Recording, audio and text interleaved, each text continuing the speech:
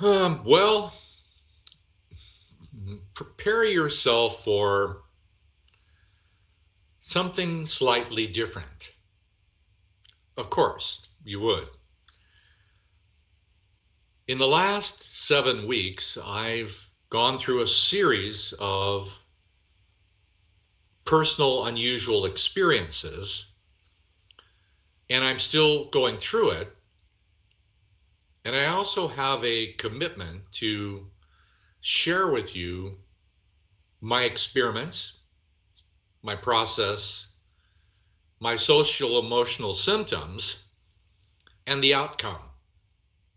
So, as you know, those of you who've been following this, we're doing each month of the year independent from every other month, but also grouping them together in sets of three. So, for example, from the winter solstice in the northern hemisphere, which was the beginning of the increasing day length, the winter solstice starts the return of the increasing day length until the summer solstice, 6 months of increasing light. The second month of the winter we call the 3-boy month. The first month, the 1 boy, has to do with soft, kind, innocent. The third boy, the second month, has to do with a part of the discovery of something, a truth. The third month has to do with a free will function. So the 3 months of winter have to do with the 3 grandfathers from the mother's side of the family. At the spring equinox, obviously, the beginning of spring, then summer, 6 months of the father's side of the family. That's the overview that you already know. Now, during this second month, I was not really expecting things that happened. Like what happened for me is I was on the ascending day length going upward when it became really clear that I needed to go downward. In the same way that in the winter season, the roots are active and preparing for the onset of spring. So the roots are vitalizing. So I went down to the roots, and those roots happen to be inside me. So I wanted to go to my own roots, and what I discovered was I don't practice with my lower self. I call it lower because you might consider 1, 2, 3, 4 being the heart, 5 being the throat, 6 being the head, and the divine kingdoms really starting at level 8. So my relationship to the higher kingdoms or the divine has always been more or less upward. I see the divine as up there. In this experience, I had a profound realization that I'd been ignoring the divine from below me, from my roots. Now, part of the process of going downward was the opportunity to experience the magnitude of fear in the lower world. And what I found was hundreds, thousands, tens of thousands of small fragments or bubbles of fear, many different forms of fear in a triggered reactive pose, ready to respond to a situation, a color, a texture, a smell, a sensation of some kind, ready to trigger a fear. without realizing it, these impulses inside me are actually part of what's creating impulses in my digestive system, my posture, my nervous system, my brain, my glands, my organs are constantly being communicated with to help me avoid fear. I know this is odd, but inside of us is a mechanism designed to hide and avoid fear. You change a finger, you change your posture, you eat a food, you say hi to a friend, you go somewhere. Most of the time, without knowing it, we're motivated or receiving impulses about all of that in avoidance of some kind of fear. Not an easy thing to realize how much fear is still inside me that I've been ignoring. The mechanism that holds my body and mind together is a mechanism designed to avoid the fear until such a time that I have a sincere desire to want to turn and face the fear inside me. And you might say, well, wait a second, why do you want to go and mess with things inside you that have fear? Well, my logic and purpose in this is to address the things inside me that are interfering in my own personal divine right to have an elevated life of health, well-being, happiness, and consciousness. Now, what that means is the same mechanism that you can see here, by the way. This happens to be an iris, obviously. And just so you might appreciate it differently, this is my own iris. And for me, this is the mechanism that is holding my constitutional fingerprint, holding my constitutional personality, the shape and diameter of my body, and yes, that whole fingerprint thing. This is the mechanism that I need to more fully appreciate, occupy, vitalize, and cleanse. The cleansing process is to face the fear inside me and have a sincere desire to want to feel the things I'm avoiding, things that are causing numbness. And if I continue to avoid these bubbles of fear inside of me, they become a gradual suffocation to my ability to sense. I become gradually numb or less mobile, and it's called aging.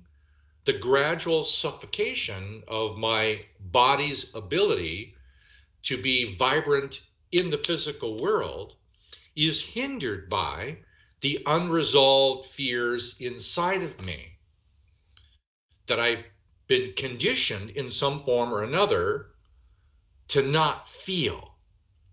Now, some of these are very personal and others are universal. For example, one of my personal ones is as a young child, really all the way up to the age of 14, 15, I was trained not to cry. If you cry, I'm going to hit you again. Now, I'm not the only one who's had harsh parents or their own form of suffering imposed upon me. Everybody has some degree of painful relationships with their parents. Unfortunately, every time we've had those encounters, we encapsulate an emotional memory and hide it. That's why we can't remember our childhood. I mean, I can remember 3 or 4 or 5 moments in my childhood that were unique or special or whatever they were that were impressive in some form or another, but there are thousands and thousands of other memories I just don't remember. There are many things in my late teens I don't remember. There are moments in high school and middle school where I only remember patches of time or single events. Well, the problem is that the entire time that I'm going through a feeling experience, those feelings are automatically sublimated to some body system nerve function or meridian flow inside me. So hence, I'm committed to go inside of my darkness. Now, I've been doing this for about 6 weeks. I haven't been communicating a great deal because I'm really not sure what happens with it. So I'm not saying that this is the end all be all way of doing something. I'm just sharing with you what I'm doing. And right now, more than ever, I'm more committed to being inside the darkness inside of me. Now, that also relates to, where does divine come from? Where does God come from? Well, I'm now practicing an omnipresent experience that it comes from below and above and around, front to back, and so on. I'm wanting to have the divine experience in an omnipresent way. Now, what I believe that I'm becoming aware of is it's not necessary to go to each and every fear one at a time. It's possible to gradually begin the process of dissolving them all simultaneously. That's where I am. I'm experimenting with that now. And the way I'm doing that is something that looks a bit more like this.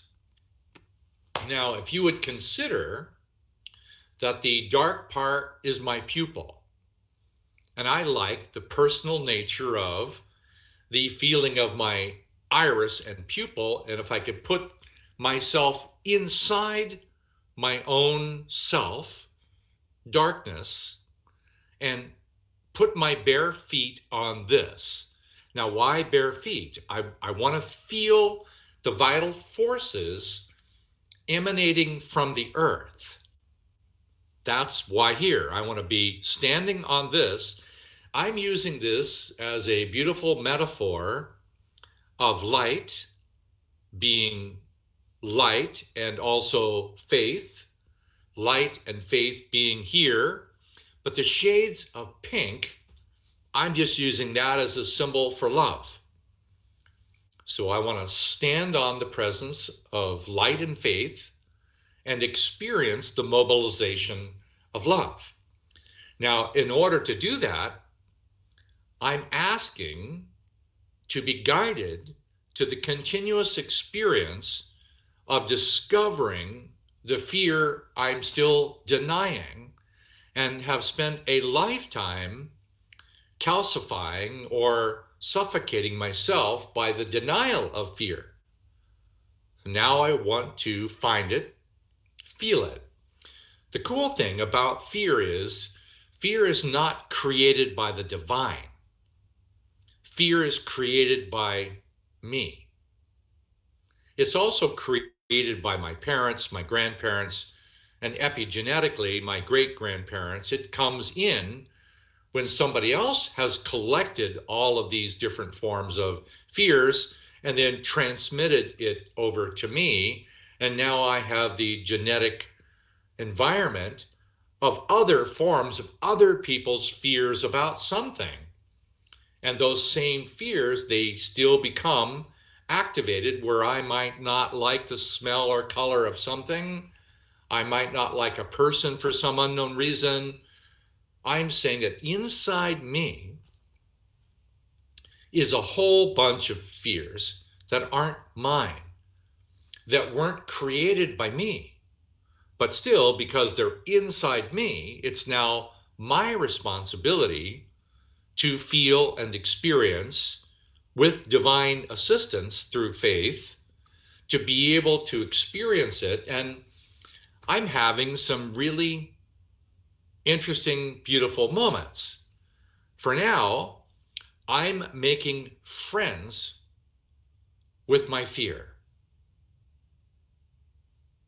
I know it's weird, but to me, the fear inside of me has pieces of me, my life force, my feeling, my capacity, broken up into bits, either jewel-like crystals or flower-like bubbles.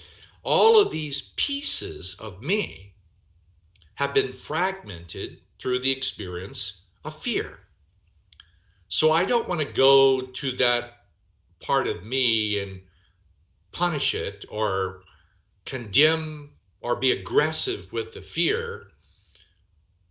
I'm experimenting with, to the best of my current ability, which I'm not completely impressed with, the ability to be able to have love for those broken, wounded parts of me that have been hidden and encapsulated in some form of fear.